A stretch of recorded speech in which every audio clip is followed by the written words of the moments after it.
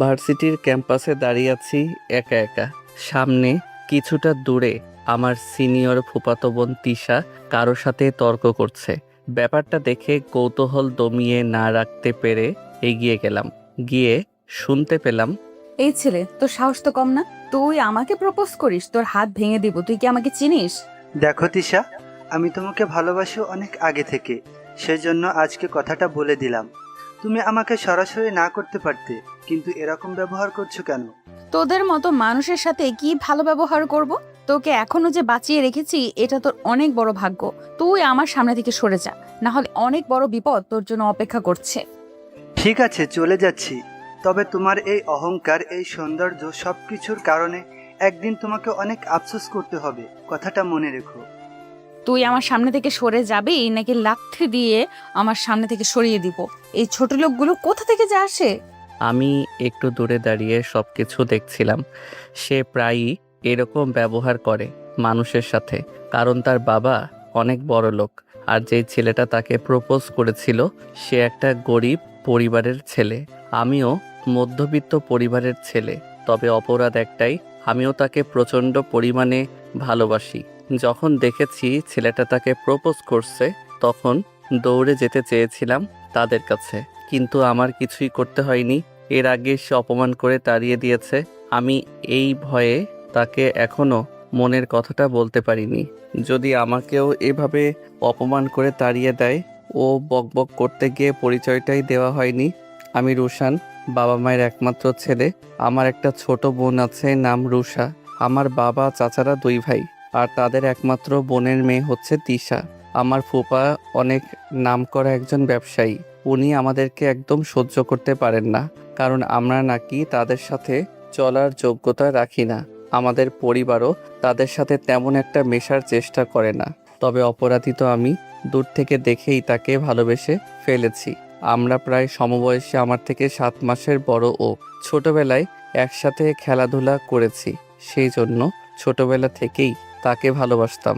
আপনাদের সাথে কথা বলতে বলতে তার সামনে চলে এসেছি। আমাকে দেখে সে বিরক্তি নিয়ে বলল, একটা ঝামেলা হয়ে গেছে, আরেকটা এসে হাজির। তোকে না বলেছি তুই ভার্সিটিতে আমার আশেপাশে ঘেঁষার চেষ্টা করবি না? কেউ যদি জানতে পারে যে তুই আমার আত্মীয়, তাহলে আমার সম্মান কোথায় যাবে? লোকে বলবে তিশা চৌধুরীর আত্মীয়রা গরিব ছোট লোক। তিশা আপু, তুমি সত্যি আজব কথা বলো। মানুষের বাহ্যিক পোশাকে কোনোদিনই বড় ছোট নির্ধারণ করা যায় না। আসল বড় মানুষ তো তারা যারা মনের দিক থেকে বড়। হেই, আমাকে জ্ঞান দেওয়ার চেষ্টা করবি না। তুই আরেক দিন যদি আমার সামনে আসিস তাহলে কিন্তু আমি তোকে শেষ করে ফেলবো। আমার এখন কারোর সাথে কথা বলতে ভালো লাগছে না। প্লিজ যা এখান থেকে। রুশান তখন কোনো কথা না বলে সেখান থেকে ফিরে এসে ক্লাসের ভেতরে চুপচাপ বসে রইল। কিছুক্ষণ পর তার বান্ধবী নীলা তার কাছে এসে দাঁড়িয়ে বলল, কি ব্যাপার তিশার জামাই, তুমি এরকম ভাবে বসে আছো কেন? তোমার তো এখন তোমার বউকে নিয়ে ঘুরে বেড়ানোর কথা। ধুর, মজা করিস না। আমার মজা করতে এখন ভালো লাগছে না। তার ব্যবহার দেখেছিস, দিন দিন আরো খারাপ হয়ে যাচ্ছে। তবুও তো একটা লিমিট আছে সবকিছুর। তুই তাড়াতাড়ি ওকে প্রপোজ কর, দেখ সে কি বলে। আচ্ছা দোস্ত, তোর সাথে তো সে ছোটবেলা থেকে বড় হয়েছে। একবার চিন্তা করে দেখেছিস যদি তোকে মেনে নেয় তাহলে কি হবে? কিন্তু আমার কেন জানি মনে হচ্ছে সে আমাকে মেনে নিবে না। যদি আমাকে সে মেনে নিত তাহলে পৃথিবীতে আমার মতো খুশি আর কেউ হতো না। আমার সেটা মনে হয় না। তুই একবার প্রপোজ করে দেখ, তার পেছনে কত ছেলেরা পড়ে আছে। যদি তোর আগে কাউকে অ্যাকসেপ্ট করে ফেলে তাহলে তো সবকিছু হারাতে হবে। ও রুশু, আরেকটা কথা, এমনও তো হতে পারে যে তিশা তোকে ভালোবাসে, সেই জন্য কোনো ছেলেকে সহ্য করতে পারে না। এটা অসম্ভব। সে যদি আমাকে ভালোবাসতো তাহলে আকার ইঙ্গিতে সেটা আমি অবশ্যই বুঝতে পারতাম। সমস্যা কি, কালকে প্রপোজ কর। যদি তোর প্রতি ওর কোনো ফিলিংস না থাকে তাহলে আস্তে আস্তে ফিলিংস তৈরি হবে। কিন্তু আমার অনেক ভয় করছে দোস্ত। এমনিতেই তার বাবা আমাকে সহ্য করতে পারে না। আমার ফুপি মারা যাওয়ার পর থেকে তাদের বাসায় যাওয়ার পরিমাণ কমিয়ে দিয়েছি। এখন তার সাথে যদি আমার কোনো সম্পর্ক হয় তাহলে তো বুঝতেই পারছিস কি হবে। এত কিছু ভালোবাসার আগে চিন্তা করতে পারোনি মজনু, এখন এসব চিন্তা করছিস? শোন দোস্ত, ভালোবাসা এত কিছু চিন্তা করে হয় না। অনেক বড়লোক পরিবারের সন্তান অনেক গরিব পরিবারের সংসার করে খাচ্ছে, তাই তাড়াতাড়ি প্রপোজটা করে ফেল। আচ্ছা ঠিক আছে, তাহলে কালকেই তাকে প্রপোজ করে দিব। আমি আর এভাবে থাকতে পারছি না। কালকে ওকে সত্যিটা জানিয়ে দিতে হবে। ধুর, আমার ভাগ্যটাই খারাপ। কালকে তো আমি আসতে পারবো না। আমি 3-4 দিনের জন্য চলে যাচ্ছি মামার বাড়িতে। তবে আসার পর তো লাভ স্টোরি শুনবো। এখন তুই প্রস্তুতি নিয়ে নে, কালকে কিভাবে তাকে প্রপোজ করবি। একটু ভিন্ন স্টাইলে প্রপোজ করবি, দেখবি সে রাজি হয়ে যাবে। রুশান নীলার সাথে কথা বলে ক্লাস শেষ করলো। ক্লাস শেষে সে সোজা বাসায় ফিরে আসলো। কোনো কিছুই ভালো লাগছিল না তার। কালকে তিশাকে সে তার ভালোবাসার কথা বলবে। এরপর যদি সে রাজি না হয় তাহলে কি হবে? এইসব চিন্তা করতে করতে রাতটা পেরিয়ে গেল। পরদিন সকালে নতুন করে সবকিছু শুরু করার একটা তীব্র ইচ্ছা জেগে উঠল রুশানের মনে। সুন্দর করে একটা পাঞ্জাবি পরে বেরিয়ে পড়ল, হাতে গোলাপ নিয়ে। আজকে তিশাকে রাজি করাতেই হবে। সে গিয়ে ভার্সিটির ক্যাম্পাসে বসে আছে। তখন তিশা আসবে। কখন তিশা আসবে? একটু পরেই তিশা গাড়ি নিয়ে আসলো। তিশার গাড়ি দেখে রুশানের নার্ভাসনেস আরো বেড়ে গেল। সে কিছুক্ষণ দাঁড়িয়ে থাকলো এক কোণে। তিশা তার বান্ধবীদের সাথে কথা বলে যেই একটু সরে আসলো, তখন রুশান তার সামনে গিয়ে বলল, তিশা, আমি তোমার সাথে কিছু কথা বলতে চাই, একটু কি সময় পাওয়া যাবে? আমার সাথে আবার তোর কিসের কথা? তোর সাথে তো আমার কোনো কিছু কথা থাকার কথা নয়। খুব গুরুত্বপূর্ণ কথা, যদি সময় থাকে তাহলে বলতাম আর কি। যা বলার তাড়াতাড়ি বলে ফেল। আর এরকম পাগলের মতো সেজে এসেছিস কেন? আজকে কি তোর বিয়ে যে পাঞ্জাবি পরে সেজে ঘুরে বেড়াচ্ছিস? রুশান তিশার এইরকম কথা শুনে হাবলার মতো তাকিয়েছিল কিছুক্ষণ। এরপর নিজের দিকে তাকালো। আসলে কি তাকে পাগলের মতো মনে হচ্ছে? যাক, সেসব চিন্তা পরে করা যাবে। রুশান চোখ বন্ধ করে তিশাকে বলল, তিশা, তোমার সাথে আমি ছোটবেলা থেকে একসাথে বড় হয়েছি। তুমি জানো আমি কি রকম।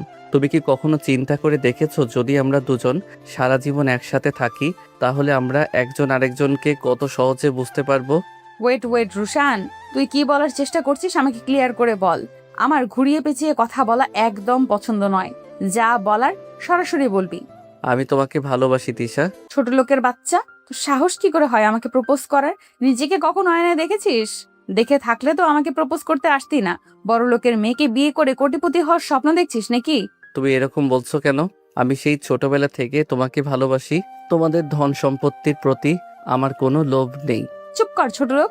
আগে আমাদের সমান হবি, এরপর ভালোবাসি বলতে আসবি। যা এখান থেকে। তিশার বন্ধুরা সবাই রুশানকে নিয়ে হাসাহাসি করছিল।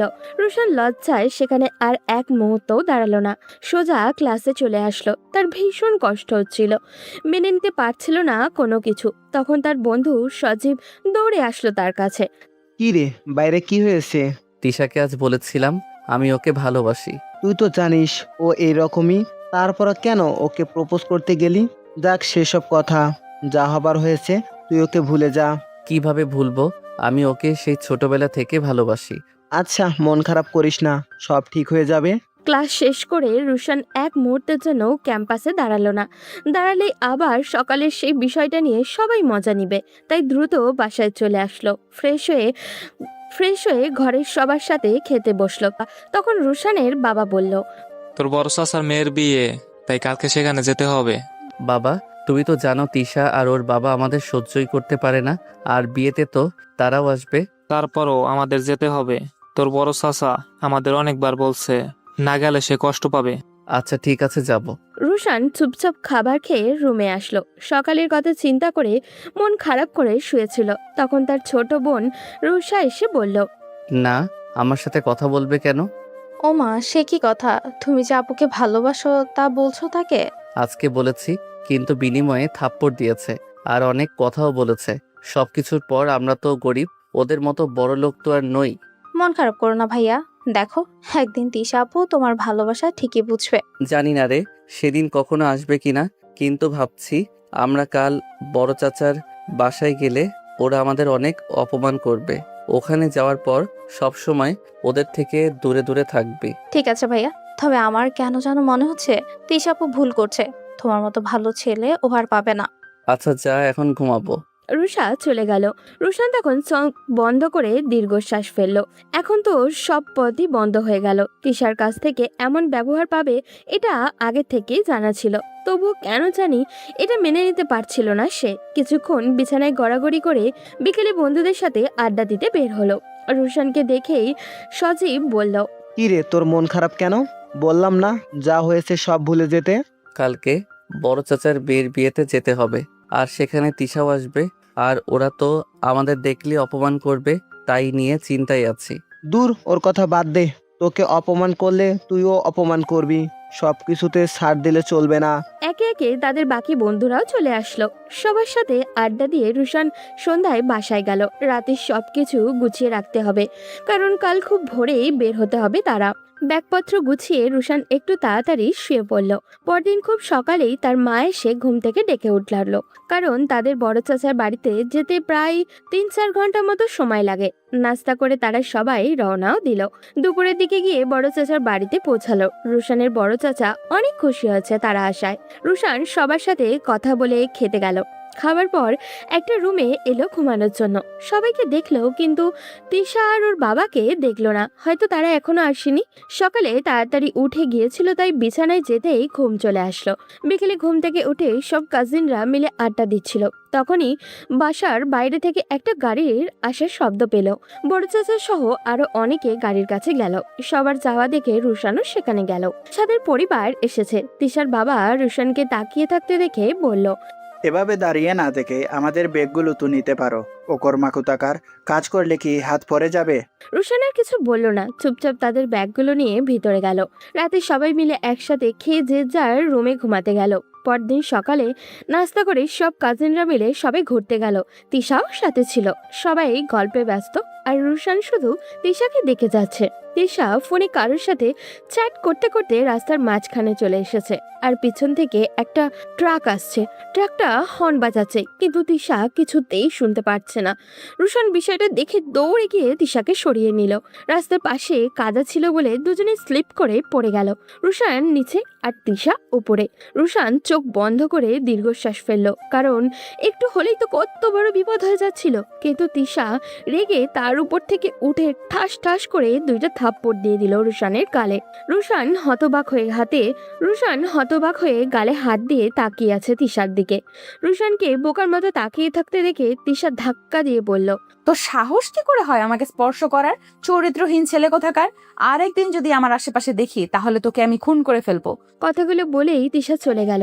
রাস্তার পাশে মাথা নিচু করে দাঁড়িয়েছিল রুশান। তিশাকে বাঁচাতে গিয়ে তার হাতের অনেকটা জায়গা কেটে গিয়েছিল, কিন্তু এই আঘাতের থেকেও বেশি কষ্ট হচ্ছিল তিশার কথাগুলো শুনে। হঠাৎই ধপাস করে মাটিতে বসে পড়ল রুশান। তা দেখে তার কাজিনরা এসে তাকে পাশের একটা ফার্মেসিতে নিয়ে ব্যান্ডেজ করিয়ে দিল। তারপর সবাই বাসায় ফিরে এলো। বাড়িতে সবাই রুশানকে দেখে জিজ্ঞাসা করলো, হাতে ব্যান্ডেজ কেন? রুশান বলল, রাস্তায় পড়ে গিয়ে ব্যথা পেয়েছে। এরপর রুমে চলে গেল। রাত পর্যন্ত আর রুম থেকে বের হলো না, সেখানেই বসে রইল। রাতে সবাই খেতে আসলো। রুশানকে না দেখে তার খাওয়ার জন্য ডাকতে গেল, কিন্তু সে আসলো না। চুপচাপ রুমে শুয়েছিল রুশান। তখন তার ছোট বোন রুষা এলো। তাকে শুয়ে থাকতে দেখে রুষা কাছে এসে বলল, ভাইয়া তুমি খাবে না কেন? আর হাতে আর ঠোঁটে আঘাত লেগেছে কিভাবে? রুশান মাথা নিচু করেছিল। ছোট্ট বোনকে কি করে বলবে এই ঘটনা?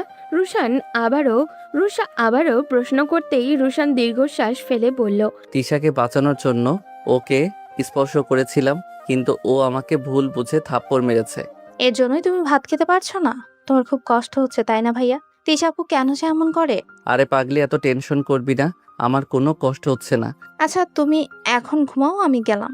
বলে রুষা চলে গেল। তার চলে যাওয়ার স্টাইল দেখে রুশানের কেন জানি সন্দেহ হলো, তবুও রুম থেকে বের হলো না। ওদিকে রুষা তখন তিশার কাছে চলে গেল, গিয়ে তিশাকে বলল, আপু তুমি ভাইয়াকে শুধু শুধু মারলে কেন? এখন সে খেতে পর্যন্ত পারছে না। এতটা নিষ্ঠুর কেন হলে তিশা আপু? তোর এই লুচ্চা ভাই আমায় স্পর্শ করেছে, তাই মারছি। বেশ করেছি। আমার ভাইয়ের সম্পর্কে আর একটা বাজে কথাও বলবে না। সে তোমার জীবন বাঁচিয়েছে। মানুষ মানুষের উপকার স্বীকার না করলে তাকে অকৃতজ্ঞ বলে, আর তুমি সেটাই। ওই বিষয়ে আমি আর কোনো কথা বলতে চাই না। তুই যা আমার চোখের সামনে থেকে। তোকে আমি সহ্য করতে পারছি না। যাচ্ছি, তবে একদিন আমার ভাইয়ের জন্য তোমাকে কাঁদতে হবে। সেদিন আমার কাছে এসেও কোনো লাভ হবে না। সেদিনটা কখনোই আসবে না রুষা। রুশানের জন্য আমি কান্না করব? সিরিয়াসলি হাসালি তুই রুষা, সত্যিই হাসালি। রুষা কান্নামাখা চোখ নিয়ে তিশার রুম থেকে বের হয়ে আসলো। এদিকে রুশান সারা রাত নির্ঘুম কাটিয়ে ফজরের সময় ঘুমিয়েছে। তবুও খুব সকালে ঘুমটা ভেঙে গেল ওর। ঘুম থেকে উঠে হাত মুখ ধুয়ে হালকা নাস্তা করে নিল। আজ বসে থাকলে হবে না, কারণ আজকে তার চাচাতো বোনের বিয়ে। তাই সবার সাথে কাজে টুকটাক সহযোগিতা করতে লাগলো। দুপুরের দিকে রুমে এসে রুশান ফ্রেশ হয়ে রেডি হয়ে নিল। বরপক্ষ এসে গেছে, অনেক মানুষের আনাগোনা বাড়িতে। তবে রুশান শুধু তিশাকেই দেখে যাচ্ছে। মেয়েটাকে আজ ভীষণ সুন্দর লাগছে। রুশান দূর থেকে এক দৃষ্টিতে তাকিয়েছিল শুধু।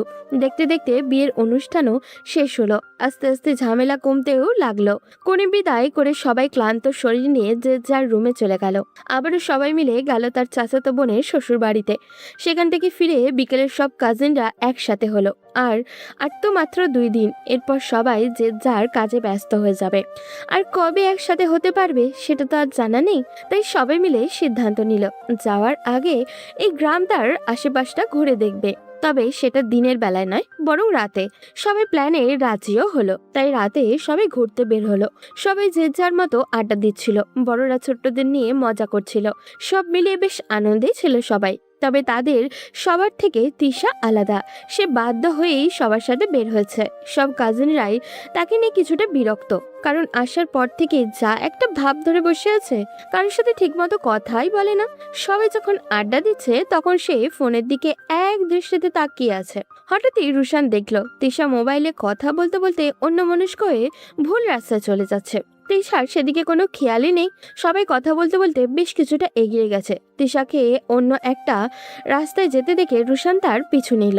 তিশা কারোর সাথে বেশ জোরে জোরে হেসে হেসে কথা বলছে আর হাঁটছে। কিছু দূর আসতেই কাউকে না দেখে তিশা চারপাশে তাকালো। কাউকে না দেখতে পেয়ে বুঝতে পারলো সে অন্য রাস্তায় চলে এসেছে। তাই ফিরে যাওয়ার জন্য পা বাড়াতেই পেছনে রুশানকে দেখলো। তুই আমার পিছু নিয়েছিস কেন? তুমি একা একা অন্য রাস্তা দিয়ে হাঁটছিলে, তাই তোমার পিছু নিয়েছি, যদি তোমার কোনো বিপদ হয়। তুই সাথে আছিস, এটাই তো সবচেয়ে বড় বিপদ। তুই কি বুঝিস না আমি তোকে সহ্য করতে পারি না? তিশা বেশ রাগ নিয়ে কথাগুলো বলছিল। হঠাৎ করে কিছু একটা শব্দ শুনে তিশা রুশানকে জড়িয়ে ধরলো। রুশান যেন কারেন্টের শক হলো। সে কখনো কল্পনাও করেনি যে তিশা তাকে জড়িয়ে ধরবে। তার সামলাতে না পেরে সে পড়ে যেতে লাগলো। চারদিকে অন্ধকার, ফোনের ফ্ল্যাশ লাইট ছাড়া আলোর কোনো ব্যবস্থাই নেই। তিশা ভয়ে একটা চিৎকার দিল। ঠিক তখনই সেই রাস্তা দিয়ে একজন লোক যাচ্ছিল। তাদের এই অবস্থা দেখে আর তিশার চিৎকার শুনে লোকটা চেঁচিয়ে লোক জড়ো করলো। আশেপাশে বাড়ি থেকে মানুষ দৌড়ে এলো। অপরিচিত 2টা ছেলে মেয়েকে এই অন্ধকারে জড়াজড়ি করে পড়ে থাকতে দেখে লোকটা সন্দেহ করছে। ভিড় বাড়ল। কয়েকটা ছেলে এসে রুশানকে হাত চেপে ধরে যাতে পালাতে না পারে। রুশান তিশা দুজনেই চেষ্টা করলো বোঝানোর, কিন্তু ব্যর্থ হলো। ততক্ষণে তাদের কাজিনরাও চলে এসেছে। তারা বাসায় খবর দিল। রুশানের বড় চাচা, বাবা আর তিশার বাবা সহ পরিবারের আরো কয়েকজন সেখানে এসে পৌঁছালো। তখন যেই লোকটা তাদের দেখেছিল সে বলল, এই ছেলে মেয়ে দুটো অন্ধকারে নোংরামি করছিল। ছেলেটা মেয়েটার সাথে জোর করছিল। আপনারা ভাবতেও পারবেন না কি জঘন্য অবস্থায় এদের পেয়েছিলাম। ছি ছি। লোকটার কথায় রুশান রেগে গেল। এমন মিথ্যা কিভাবে বলছে এই মানুষটা? রুশান রেগে বলল, এই মিয়া ফাইজলামি করেন আমাদের। আপনি কি অবস্থায় পেয়েছিলেন? এমনভাবে কথা বলছেন মনে হচ্ছে আমরা নোংরামি করছিলাম। আর উনি আমার আপন চাচাতো বোন। আমাদের কি বোকা পেয়েছো? ধরা পড়ে এখন সাধু সাজা হচ্ছে? আপনারা সবাই বিশ্বাস করেন এই ছেলেটাকে আমি এখানে পেয়েছি, মেয়েটার সাথে জোর করছিল। লোকটার কথা শুনে সবাই বেশ রেগে গেল। কেউ কেউ তো রুশানকে মারার জন্য তেড়েও আসছে। পরিস্থিতি বেগতিক দেখে সবাই মিলে সিদ্ধান্ত নিল দুজনের বিয়ে কাল সকালেই পড়িয়ে দেবে। কিন্তু তিশা কিছুতেই রাজি হচ্ছে না বিয়ে করতে। তখন তিশার বাবা তার কাছে গিয়ে বলল, দেখ মা, তুই যদি বিয়ে না করিস তাহলে আমার মান সম্মান বলতে কিছুই থাকবে না। আর তাছাড়া আমি এতদিন শুধু শুধুই রুশানের বাবাকে অপমান করে এসেছি। আর রুশান অনেক ভালো ছেলে, দেখবি ও তোকে অনেক সুখে রাখবে। বাবা, আমি ওকে কিছুতেই বিয়ে করতে পারবো না। তুই যদি এই বিয়ে না করিস তাহলে আমার আত্মহত্যা ছাড়া কোনো পথ থাকবে না। না বাবা, প্লিজ এরকম বলো না। তুমি যা বলবে আমি তাই করব। তারপর তিশা বাধ্য হয়েই একরকম বিয়েতে রাজি হলো। পরদিন ভোরে কাজী ডেকে গ্রামের লোকের উপস্থিতিতে তাদের বিয়ে পড়ানো হলো। আসলে সবাই বেশ খারাপ কথা বলছিল দুজনের ব্যাপারে। রুশানের বাড়ির লোক শুনেও না শোনার ভান করলো, কারণ এগুলো এখন তাদের শুনতেই হবে, যেহেতু অপরাধী তাদের পরিবারের ছেলে মেয়ে। রাতে কাজিনরা সবাই মিলে বাসর ঘর সাজিয়ে দিল। রুশান রাত 12টার সময় ভয়ে ভয়ে বাসর ঘরে প্রবেশ করলো। তবে সবার বাসর ঘরের মতো তার বাসর ঘর নয়। তিশা এসে তাকে সালাম করবে এটা সে কল্পনাও করেনি, আর তা হয়ও নি। তিশা রুশানকে রুমে ঢুকতে দেখে রেগে এগিয়ে এসে বলল, ছোট লোকের বাচ্চা, তুই আমার জীবনটা নষ্ট করে দিয়েছিস। ঈশা, মুখ সামলে কথা বলো। তুমি আমাকে যা বলার বলো, কিন্তু আমার বাবাকে কেন গালি দিচ্ছ? তোকে কে বলেছিল আমার পিছু পিছু যেতে? তুই যদি না আসতি তাহলে এসবের কিছুই হতো না। তিশা প্লিজ আমার কথাটা শোনো, সবকিছু ভুলে গিয়ে চলো, আমরা নতুন করে শুরু করি। হোয়াট, তুই আর আমি সংসার করব? হাসালি রুশান, আমি তোকে কখনোই স্বামী হিসেবে মেনে নিতে পারবো না। শুধু বাবার মুখের দিকে তাকিয়ে তোকে বিয়ে করেছি। 6 মাস পর তোকে ডিভোর্স দিয়ে আমি আশিককে বিয়ে করব। ওর সাথে আমার অনেক দিনের সম্পর্ক। কথাটা শুনে রুশান পাথর হয়ে গেল, মাথা নিচু করে বলল, তোমার বয়ফ্রেন্ড আছে? আগে তো বলনি। তুই কে যে তোকে বলতে হবে? আর আমার লাইফে যদি একটু ইন্টারফেয়ার করার চেষ্টা করিস তোকে আমি শেষ করে দিব। এতদিন তিশার করা অপমান যতটা না খারাপ লেগেছিল, রুশানের তার চেয়ে বেশি খারাপ লাগলো এই কথাগুলো শুনে যে তিশার বয়ফ্রেন্ড আছে। রুশান বুঝতে পারছিল না কি করবে। পরিবারের কথা মনে হচ্ছিল তার শুনলে কি করবে, পরিবারের কথা মনে হচ্ছিল তারা শুনলে কি করবে, কি করে মেনে নেবে তারা। পরিবারের একমাত্র ছেলের এমন অবস্থা তারা কিছুতেই মেনে নিতে পারবে না। তারপর রুশান তিশার কাছে গিয়ে অনুরোধের সুরে বলল, ঠিক আছে তিশা, তুমি তো 6 মাস আছো, শুধু এই 6 মাস আমার বাবা মায়ের সাথে একটু ভালো ব্যবহার করো। তোর বাবা মায়ের সাথে ভালো ব্যবহার করব মানে? আমি তো তোদের বাড়িতেই থাকছি না। মানে কি বলছো? তোমার তো আমার সাথে বিয়ে হয়েছে, তাহলে তুমি কোথায় থাকবে? তোর এত বোঝা লাগবে না, কাল সকাল হলেই দেখবি। আর এখন আমাকে বিরক্ত করবি না। তুই নিচে ঘুমাবি আর আমি খাটে। এই শীতে আমি কিভাবে নিচে ঘুমাবো, তাও আবার কোনো বালিশ চাদর ছাড়া? কিভাবে ঘুমাবি তুই ভালো জানিস। আমাকে যদি বিরক্ত করিস তাহলে গলা টিপে মেরে ফেলবো। এই কথা বলে তিশা ঘুমাতে গেল। রুশানও কোনো মতে নিচে শুয়ে পড়ল। সকালে ঘুম থেকে উঠে ফ্রেশ হয়ে সবার সাথে নাস্তাও করলো। আজই সবাই চলে যাবে। নাস্তা করার পর তিশা রুশানের বাবাকে বলল, বাবা, বলছিলাম কি, আমাদের পড়াশোনা তো এখনো শেষ হয়নি। আর আপনাদের বাসা থেকে আমাদের ভার্সিটি অনেক দূরে। তাই বলছিলাম আমাদের লেখাপড়া শেষ না হওয়া পর্যন্ত যদি আমরা আমাদের বাড়িতে থাকি তাহলে আপনার কোনো আপত্তি আছে? আপনি একদম চিন্তা করবেন না বাবা, আমি সব সময় ওর খেয়াল রাখবো। এবার শুধু তিশা না, তার বাবাও এসে যোগ দিল। তিশার বাবা রুশানের বাবাকে বলল, হে ভাই, একদম চিন্তা করবেন না, আপনার ছেলে আমাদের এখানে ভালোই থাকবে। তোমরা থাকতে আর কিসের চিন্তা? ঠিক আছে, তাহলে যাও। রুশান শুধু তাদের কথা শুনতে লাগলো, কিছুই বলতে পারলো না, কারণ এখানে তার কথার কোনো গুরুত্ব নেই। এই জন্য হয়তো রাতে তিশা এভাবে বলেছিল। রুশানের বড় চাচার থেকে বিদায় নিয়ে সবাই যে যার বাড়ির উদ্দেশ্যে রওনা হয়ে গেল। আর রুশান তিশাদের সাথে ওদের বাড়িতে এলো। তিশা তাকে নিজের রুমে গিয়ে বলল, আজ থেকে আমার সব কথা তোকে শুনতে হবে। যদি না শুনিস তাহলে এই বাড়ি থেকে ঘাড় ধাক্কা দিয়ে বের করে দিব। এর জন্যই বুঝি আমাকে এখানে নিয়ে এসেছো? তুই যা ভাবতে পারিস, তবে শুনে রাখ, আমার কথার অবাধ্য হলে কিন্তু তোকে ভয়ঙ্কর শাস্তি পেতে হবে। কথাটা মনে রাখিস। আমিও দেখব তুমি আমাকে কত অপমান করতে পারো। তোমার অপমান আমি তোমার ভালোবাসা হিসেবে নিব। চুপ, আর কখনো আমার সামনে ভালোবাসার কথা বলতে আসবি না। তোকে কতবার বলবো আমি তোকে ভালোবাসি না? ভালো তো তোমাকে একদিন বাসতেই হবে। একদিন তুমি নিজে থেকে এসে বলবে আমি তোমাকে ভালোবাসি। রুশান, ওই আশা নিয়ে বসে থাক, তবে ওই দিন কখনোই আসবে না। এই কথা বলেই তিশা চলে গেল। রুশান শুধু তার যাওয়ার দিকে তাকিয়ে রইল। কিভাবে বোঝাবে মেয়েটাকে যে তাকে কতটা ভালোবাসে সে? রাতে খেয়ে ঘুমাতে গেল তারা। তিশা খাটে আর রুশান নিচে শুয়ে আছে। ঘুম আসছে না কিছুতেই। কেউ একজন বলেছিল, কাউকে যদি প্রচণ্ডভাবে ভালোবাসার মধ্যে এক ধরনের দুর্বলতা থাকে তখন নিজেকে তুচ্ছ এবং সামান্য মনে হয়। এই ব্যাপারটা মানুষকে ছোট করে দেয়। রুশানের ক্ষেত্রেও তাই হলো। সে তিশার ঘুমন্ত চেহারার দিকে তাকিয়ে রইল আর মনে মনে বলল, তুমি সবসময় কেবল নিজেকে নিয়ে ভেবেছো, নিজেকেই ভালোবেসে আমাকে বারবার দূরে সরিয়ে দিয়েছো। তুমি হচ্ছ একটা কষ্টদায়ক পাথরের টুকরা, যা দিয়ে আঘাত দিয়েছো প্রতিনিয়ত। তবু আমি ঘুরে ফিরে সেই তোমাকেই ভালোবাসি। সকালে তিশার আগেই রুশানের ঘুম ভেঙে গেল। তিশার দিকে তাকিয়ে দেখে সে এখনো ঘুমিয়ে আছে।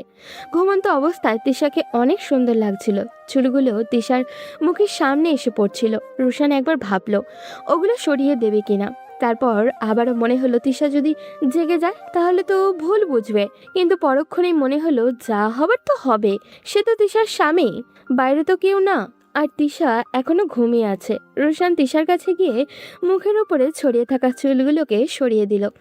এত কাছে থেকে তিশাকে সে কখনোই দেখেনি, তাই আর লোভ সামলাতে পারল না। তিশার গালে কিস করে দিল। আর তখনই তিশা জেগে উঠল। রুশানকে এত কাছে দেখে রেগে ঠাস ঠাস করে 2টা থাপ্পড় বসিয়ে দিল রুশানের গালে। রুশান মাথা নিচু করে দাঁড়িয়ে রইল। তখন তিশা বলল, কুত্তার বাচ্চা, তোর সাহস কি করে হয় আমাকে কিস করার? আমি ইচ্ছে করে করিনি তিশা, কিভাবে যে হয়ে গেল। চুপ, তোদের মতো লুচ্চা বদমাইশ এছাড়া আর কি করতে পারে? আর কখনো তুই আমাকে স্পর্শ করবি না, ছোট লোক কি তোর থাকার। এই বলেই তিশা চলে গেল। রুশান সেখানে দাঁড়িয়ে কান্না করতে লাগলো। মনে মনে ভাবলো সবই তো শুরু হলো, আরও কত কিছু যে সহ্য করতে হবে তাকে। নাস্তা করে তিশা তাকে রেখে গাড়ি নিয়ে ভার্সিটিতে চলে গেল। রুশান একটু পর ভার্সিটিতে গেল। ভার্সিটির বন্ধুদের কেউ জানলো না তার আর তিশার ব্যাপারে। ক্যাম্পাসে গিয়ে সে দেখলো তিশা তার বন্ধুদের সাথে আড্ডা দিচ্ছে।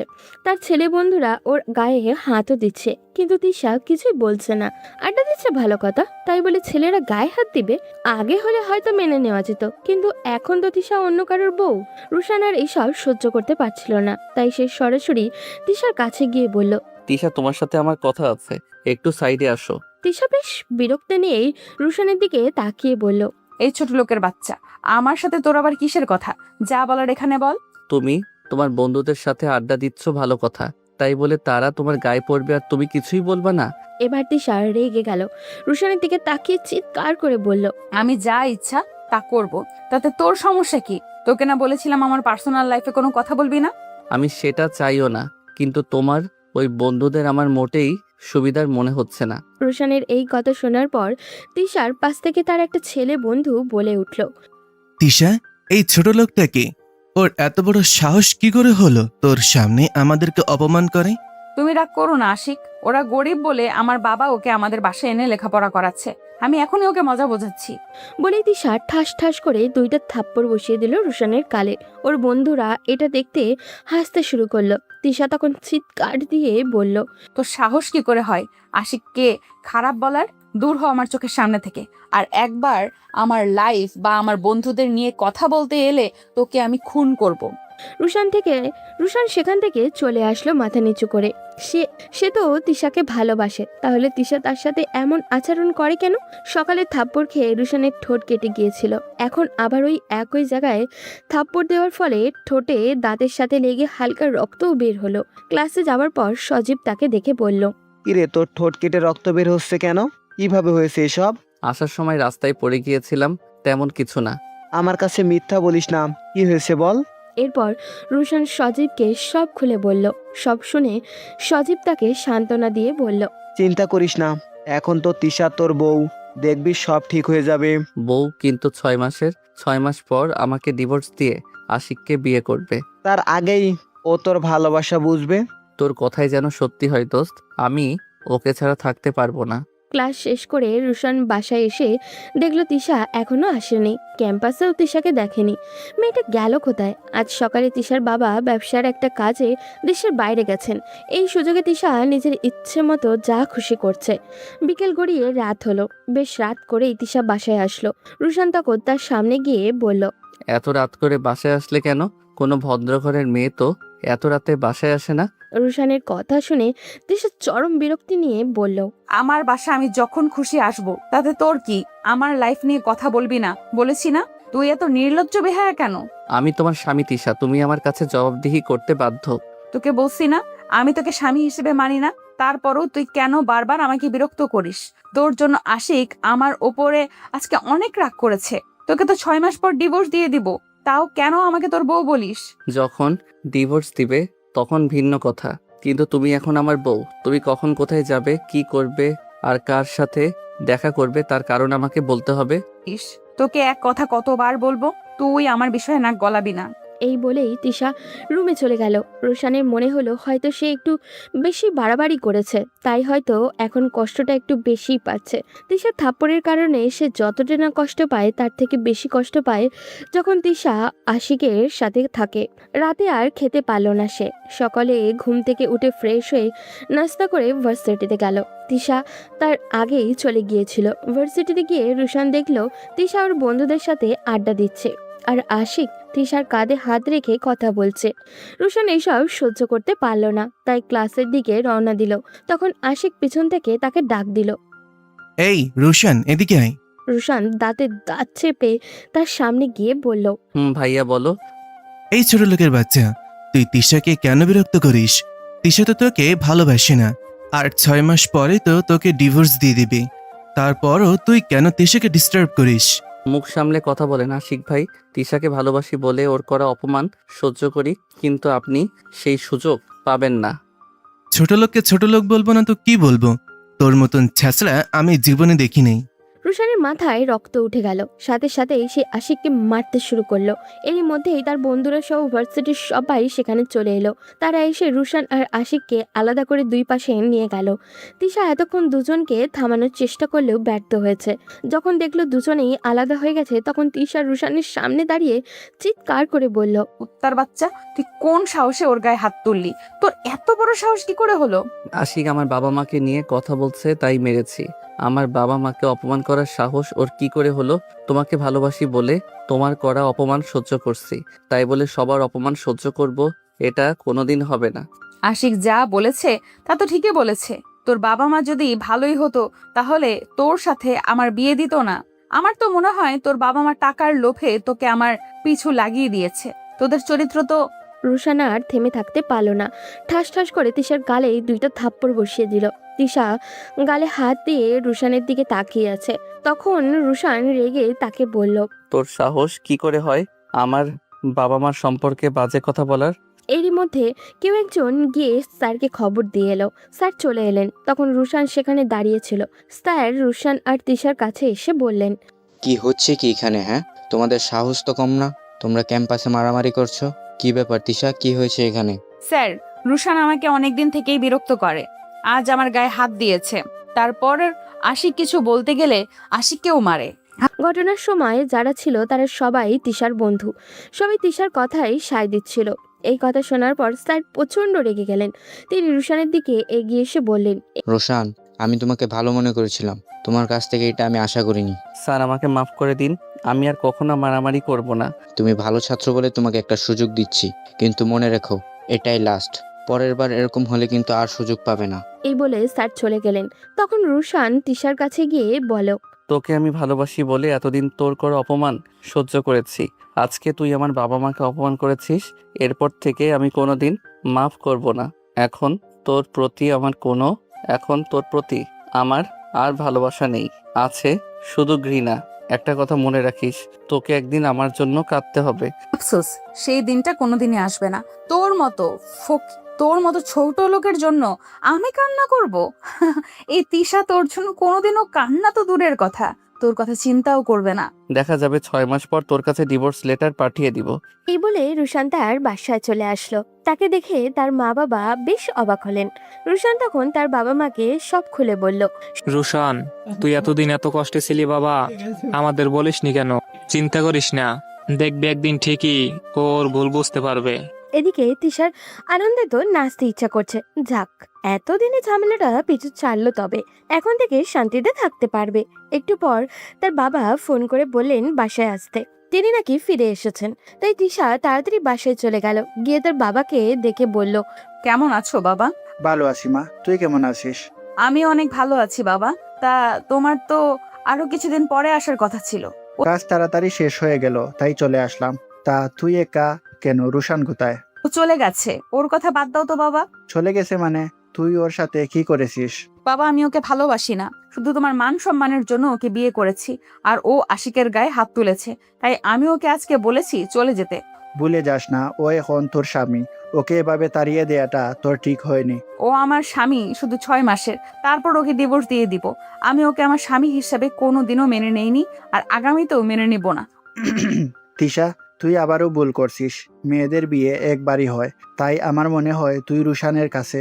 ও শিট বাবা, আমি ওর বিষয়ের কথা বলতে চাচ্ছি না। আর তুমি চাও না আমি সুখে থাকি?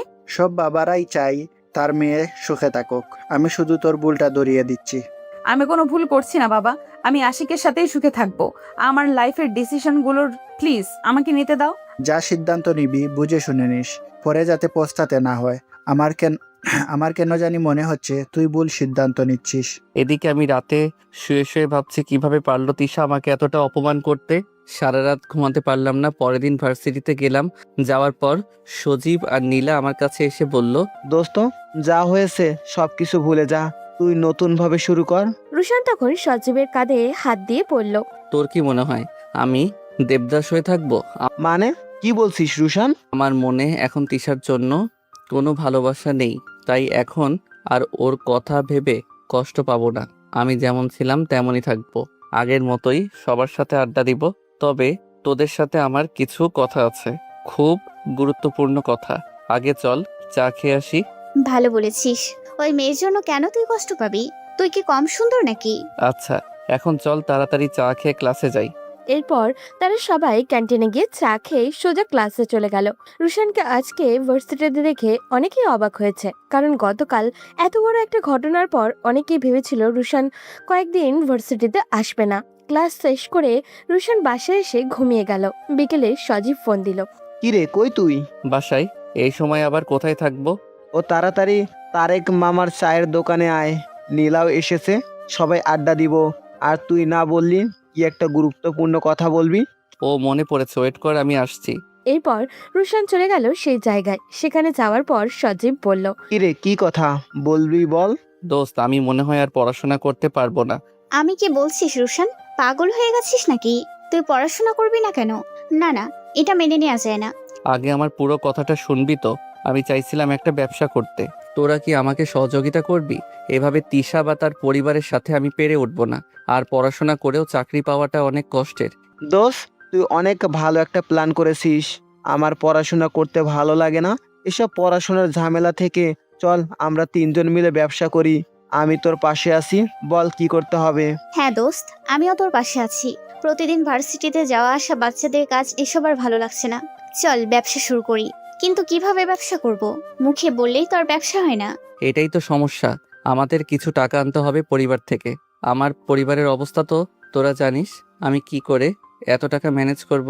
আমার বাবা তো পড়াশোনা করার কথা বলে সব সময়। এখন পড়াশোনার বাইরে যদি কিছু করতে চাই তাহলে অনেক বকাবকি করবি।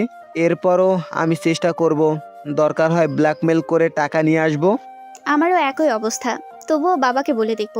বাবা তো সহজে টাকা দিবে না। সবচেয়ে বড় কথা হলো আমি মেয়ে মানুষ। আচ্ছা ঠিক আছে, তাহলে কি ব্যবসা করবি বলে প্ল্যান করেছিস? এখনো কিছু ঠিক করিনি, তবে টাকার উপর ডিপেন্ড করে ব্যবসার ধরন নির্ধারণ করা হবে। তবে শর্ত হলো আমাদের নিজেদের এলাকা ছেড়ে দূরে যেতে হবে। দোস্ত, এটা কিন্তু সেই কাগজে হেডলাইন হয়ে ব্যবসার জন্য 3 বন্ধু যখন মঙ্গল গ্রহে। দুর্বল সিরিয়াস ইস্যু নিয়ে তোরা মজা করার মুখটা গেল না নীলা। হ্যাঁ, আমি মজা করি আর আপনি মনে হয় বসে থাকেন। শালা বাটপার, দেখবো কত টাকা নিয়ে আসতে পারিস। আমি আমার বাবাকে বলবো টাকা দিতে। টাকা রাজি না হলে সোজা মেরে দেব। পরে হেডলাইন হবে তরুণী মেয়েকে কাজে বাধা দিতে গিয়ে মেয়ের হাতে বাবা খুন। ব্যাপারটা জমবে, তাই না দোস্ত? আচ্ছা দোস্ত, সত্যি কি তুই মেয়ে? আমার তো মনে হয় না। রুশান জানিস ও কি করে? ও ওর বাবার টাকা চুরি করে, ভাবতে পারছিস? ও ওর বাবার টাকা চুরি করে? সেটা তুই কিভাবে জানবি? তুই কি ওর বাসার সামনে দাঁড়িয়ে থাকিস নাকি? হ্যাঁ রে দোস্ত, শালা লুচ্চা প্রতিদিন বিকেলে হাঁটার নাম করে আমার বাসায় গেটের কাছে এসে দারোয়ান মামার সাথে গল্প শুরু করে। বাটপার কোথাকার। কি ব্যাপার সজীব মামা, তুমি নীলার বাসার নিচে দাঁড়িয়ে থাকো, ব্যাপার কি? ব্যাপার কিছু না, চল আজকে তোদের সবাইকে আমি ট্রিট দেব। তুই কোন দিন থেকে ট্রিট দেওয়া শিখলি দোস্ত? রুশান ওর সাথে যাবি না। রাস্তার পাশ থেকে 5 টাকার চিপস হাতে ধরিয়ে দিবে। 5 টাকার চিপস খাওয়াবো নাকি 1000 টাকার জিনিস খাওয়াবো সেটা গেলেই দেখতে পাবি। এখন যাবি কিনা বল। নীলা, আমার মনে হচ্ছে শালা আজ কোথাও থেকে ধান্দাবাজি করেছে। চল গিয়ে দেখি, পাইলেও পাইতে পারি অমূল্য রতন। চল দেখি গিয়ে। তবে আমার এখনো ওকে বিশ্বাস হচ্ছে না। শালা আগাগোড়াই ধান্দাবাজ। রুশান আর নীলা চলে গেল সজীবের সাথে। খাওয়া দাওয়া শেষ করে বাসায় ফিরে এলো, কিন্তু রাত হতেই তিশাকে মনে পড়তে লাগলো। রাতে শুয়ে শুয়ে সে একটা কঠিন সিদ্ধান্ত নিয়েই ফেললো, আর সেটা হলো সে তার পড়াশোনা বাদ দিয়ে দিবে। তাকে এখন তার বাবার পাশে দাঁড়াতে হবে। সকালে উঠে রুশান তার বাবার কাছে গিয়ে বলল, আব্বু, আমার কিছু টাকার প্রয়োজন। তুমি কি আমাকে কিছু টাকা দিতে পারবে? হঠাৎ করে তোর টাকার কি প্রয়োজন? আমি কালকে রাতে সজীবের সাথে কথা বলেছি। আমরা দুজন মিলে ব্যবসা শুরু করব। যদি তোমার কাছে টাকা থাকে তাহলে আমাকে দাও, আমি ইনভেস্ট করব ব্যবসায়। কিন্তু তোর পড়াশোনার কি হবে? তুই না পড়াশোনা করবি বলছিলি, তাহলে পড়াশোনা বাদ দিয়ে হঠাৎ করে ব্যবসার চিন্তা করছিস কেন? বাবা, আমার মনে হচ্ছে এখন আমাদের জবাব দেওয়ার সময় এসেছে। অনেক দিন থেকে অপমান সহ্য করেছি, এখন আমাদেরকেও জবাব দিতে হবে। আচ্ছা ঠিক আছে, আমার শেষ সম্বল কিছু টাকা আমি তোর ভবিষ্যতের জন্য জমিয়ে রাখছিলাম, সেই টাকাটা নিয়ে যা। এখানে প্রায় 10 লক্ষ টাকার মতো আছে। আর সজীবের বাবা তো বড়লোক মানুষ, ওনাকে বললে মনে হয় কিছু টাকা দিবে। আচ্ছা বাবা, এই টাকাটাই দাও, আমি দেখতেছি কি করা যায়। এরপর রুশান তার বাবার কাছ থেকে ব্যাংকের চেক নিয়ে টাকা তুলে আনলো। টাকা নিয়ে তারা তিনজন আবারও একসাথে দেখা করলো। রুশানের প্ল্যান হলো তারা পরিবার থেকে একটু দূরে চলে যাবে। নীলা এবং সজীব দুজনের পরিবারের অবস্থাই ভালো, তাই তারা 25 লাখ করে মোট 50 লাখ টাকা আনলো। এদিকে রুশানের হাতে তার বাবার শেষ সম্বল সেই 10 লাখ টাকা। রুশান লক্ষ্য করেছে এই বিশাল শহরে প্রতিদিন কত রকমের অনুষ্ঠান লেগেই থাকে। বিয়ে শাদী থেকে শুরু করে বড় বড় কর্পোরেটর অফিসের কত শত অনুষ্ঠান। এগুলো শুরু থেকে শেষ পর্যন্ত যদি কেউ করে দেয় তাহলে মানুষের কত সময় বেঁচে যাবে। মোট কথা তারা একটা ইভেন্ট ম্যানেজমেন্টের ব্যবসার প্ল্যান করছে। সব যখন ঠিকঠাক তখন প্রয়োজন একটা নির্দিষ্ট ঠিকানা যেখানে থেকে মানুষ তাদের চিনবে। তাই তারা ছোটখাটো একটা অফিস ভাড়া করলো। বর্তমানে এই ছোট্ট 3 রুমওয়ালা অফিস কেনার মতো সামর্থ্য তাদের নেই। 1 সপ্তাহ অক্লান্ত পরিশ্রমের পর যাত্রা শুরু করলো তাদের নতুন ইভেন্ট ম্যানেজমেন্ট কোম্পানির। 3 জন রাস্তায় রাস্তায় ঘুরে ব্যানার পোস্টার লাগিয়েছে যাতে তাদের এই নতুন ব্যবসাটা মানুষের মাঝে ছড়িয়ে যায়। কিন্তু কই, 1 সপ্তাহ কেটে যাওয়ার পরও তাদের কাছে একটা কাস্টমারও কল আসলো না। তখন নীলা রুশানকে বলল, রুশান, আমার অনেক ভয় করছে। বাবা পড়াশোনা করার কথা বলেছিল, কিন্তু আমি সব ছেড়ে এখানে এসেছি। যদি এই ব্যবসা দাঁড় না করাতে পারি তাহলে আব্বুর সামনে মুখ দেখাতে পারবো না। হ্যাঁ দোস্ত, আমার পরিবারেরও অবস্থা একই। যদি কিছু একটা করতে না পারি তাহলে একদম বাড়ি থেকে বের করে দিবে। বাড়ি থেকে অনেক জোর করে টাকাটা নিয়ে এসেছি। তোদের অবস্থা তো তবুও মোটামুটি ঠিক আছে। আমার পরিবারের শেষ সম্বল নিয়ে আমি চলে এসেছি। না জানি কি হবে। চলো আমরা 3 জন মিলে প্রতিশ্রুতি দেই একে অপরের সাথে বেইমানি করব না কোনো দিন। যদি আমরা একে অপরের প্রতি বিশ্বাস রেখে কাজ করতে পারি তাহলে খুব তাড়াতাড়ি আমাদের ব্যবসাটা বড় হবে। এরপর রুশান আর তার 2 বন্ধু মিলে একে অপরকে কথা দিল কোনোদিন কেউ কারোর সাথে বেইমানি করবে না। আস্তে আস্তে ছোট ছোট কয়েকটা কর্পোরেট অফিসের অনুষ্ঠান আর বিয়ের ইভেন্টগুলোর দায়িত্ব তারা পেতে শুরু করলো। অল্প কিছু লোক নিয়ে তারা তাদের কাজ শুরু করে দিল। কিন্তু নতুন পরিবেশে মানিয়ে নিতে তারা বেশ হিমশিমে খাচ্ছিল। চারিদিকে কত শত কোম্পানি আর তাদের লোভনীয় অফার। সবার সাথে পাল্লা দিয়ে মানুষের মন জয় করাটা এক প্রকার যুদ্ধ। এভাবেই সময় কাটতে শুরু করলো। ধীরে ধীরে তারা নতুন পরিবেশে অভ্যস্ত হয়ে উঠল। এখন রুশানের আর তেমন তিশার কথা মনে পড়ে না, তবে মাঝে মাঝে হঠাৎ করেই তার কথা মনে হলে ভীষণ কান্না করতো ছেলেটা। তিশার করা অপমান আর অবহেলার মুহূর্তগুলোই তার বেশি মনে পড়ে। ধীরে ধীরে তারাও নিজেদের ব্যবসাটা নিয়ে মানুষের কাছে পরিচিত হতে লাগলো। যত দিন যাচ্ছে দায়িত্ব তত বাড়ছে। নতুন নতুন মানুষ আসতে লাগলো তাদের টিমে। সময় নিজের মতো চলতে শুরু করেছে আর তারাও সময়ের সাথে সাথে নিজেদের পাল্টে নিতে শুরু করলো। রোশনের বিশ্বাস, আশেপাশের মানুষগুলো যখন পাল্টে যায় তখন আমাদেরকে নিজেদের বদলাতে হয়। হয়তো সবাই পারে না, কিন্তু যারা পারে তারাই জীবনে সফল হয়। মাস 5 কেটে গেছে তাদের এই যাত্রা শুরু করার। শেষে 2-3 মাস 2-একটা বড় বড় ইভেন্টও সামলানোর সুযোগ হয়েছিল তাদের। সেই থেকে ব্যবসাটা একটু বেড়েছে, তবে তাদের সীমাবদ্ধতার জায়গাটা একটাই, সেটা হলো টাকা। বড় বড় কোম্পানি বা নামি দামি লোকেরা চায় চোখ ঝলসে দেওয়ার মতো আয়োজন। সেই আয়োজন করতে গেলে ইভেন্ট ম্যানেজমেন্ট কোম্পানিগুলোকে নামতে হয় বিশাল পুঁজি নিয়ে। কিন্তু এখানে সীমাবদ্ধতা তাদের। সেদিন অফিসে বসে কয়েকটা ডিজাইন বানাচ্ছিল তারা। হঠাৎ করে একজন লোক আসলো তাদের সাথে দেখা করতে। রুশান প্রথমে লোকটাকে চিনতে পারল না, পরে আলাপের মাধ্যমে পরিচিত হলো। তখন লোকটা তাদেরকে বলল, আমি রাজীব চৌধুরী। আমি একজন ইনভেস্টর।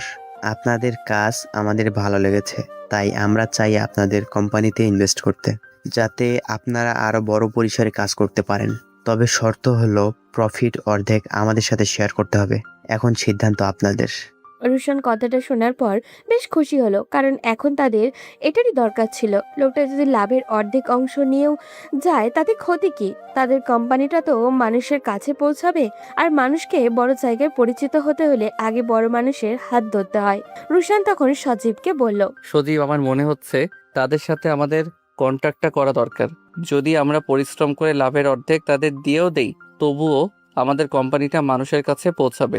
আমার তো কিছু বলার নেই দোস্ত। আমরা তোর বুদ্ধিতেই এত দূর আসতে পেরেছি, তাই তোর যেটা ভালো মনে হয় সেটাই কর। আমার আর নীলার কোনো আপত্তি নেই। যদি মনে হয় এতে আমাদের লাভ হবে তাহলে আমরা এটা করতে রাজি আছি। রুশান তখন লোকটার দিকে হাত বাড়িয়ে বলল, মিস্টার চৌধুরী, আপনার সাথে আমরা ডিল করলাম। আপনার প্রস্তাবে আমরা রাজি। ওকে, তাহলে এই কথাই থাকলো। আমরা তাহলে আগামী সপ্তাহে এসে আপনাদের টাকা বুঝিয়ে দেব, সাথে এগ্রিমেন্ট পেপারও নিয়ে আসব। আমাদের দুই পক্ষের কাজ যদি সুবিধাজনক মনে হয় তাহলে আগামীতেও আমরা ইনভেস্ট করব। ধন্যবাদ, আশা করি আমাদের যাত্রা সহজ হবে। এরপর লোকটা চলে গেল। রুশান তখন তার দুই বন্ধুর দিকে তাকালো। তারা দুজনই প্রায় কান্না করে দেওয়ার মতো অবস্থায় ছিল। এতটা চিন্তার মধ্যে থেকেও যখন দেখলো ব্যবসাটা ধীরে ধীরে একটা জায়গায় পৌঁছাচ্ছে, তখন তাদের মনের আনন্দটা রুশান স্পষ্ট বুঝতে পারল। সেই মুহূর্তে সে দুজনকে জড়িয়ে ধরল। পরের সপ্তাহে ঠিকই লোকটা টাকা নিয়ে আবারও এলো, সাথে তার কোম্পানির লোকজনও এসেছে। তার ডিল কনফার্ম করে বেশ মোটা অঙ্কের টাকা বুঝিয়ে দিল রুশানকে। এরপর তারা চলে গেল। রুশান সেই টাকা নিয়ে আবার নতুন করে যাত্রা শুরু করলো। এদিকে তিশা ভেবেছিল রুশান তার জীবনে না থাকলে হয়তো ভালোই থাকবে।